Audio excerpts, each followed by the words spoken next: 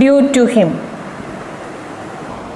അപ്പോൾ നോക്കാം, the court eventually summoned the convict and ordered to compensate the victim for the mental trauma and poverty that he faced due to him. അല്ലേ, simple ആയ ഒരു error ആണ് ഈ സെൻറ്റൻസിലുള്ള. നമുക്ക് ആദ്യം ഈ സെൻറ്റൻസിൻ്റെ മീനിങ് നോക്കാം. കോർട്ട് ഇവൻച്വലി എന്ന് പറഞ്ഞാൽ എന്താ പറയുക, ഒരു ഗ്രാജുവൽ ആയിട്ട് അല്ലെങ്കിൽ കാലക്രമേണ എന്നുള്ളൊരു മീനിങ്ങിലാണ് നമ്മൾ ഇവൻച്വലി എന്നുള്ളൊരു വേർഡ് യൂസ് ചെയ്യുന്നത്.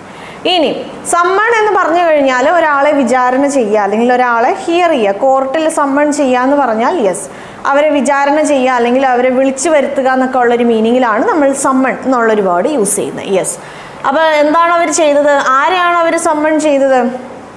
കോൺവിക്റ്റ് എന്ന് പറഞ്ഞു കഴിഞ്ഞാൽ കുറ്റം ചുമത്തപ്പെട്ട ആളെയാണ് നമ്മൾ കോൺവിക്റ്റ്. അതായത് കോൺവിക്റ്റ് എന്നുള്ള ഈ സെയിം വേർഡ് നമുക്ക് വെർബായിട്ടും യൂസ് ചെയ്യാം, നൗണായിട്ടും യൂസ് ചെയ്യാം. വെർബായിട്ട് നമ്മൾ യൂസ് ചെയ്യുമ്പം ഒരാളിൽ കുറ്റം ചുമത്തുക എന്നൊക്കെ ഉള്ളൊരു മീനിങ്ങിലാണ് നമ്മൾ കോൺവിക്റ്റ് എന്നുള്ളത്. നമുക്കൊരു കാര്യം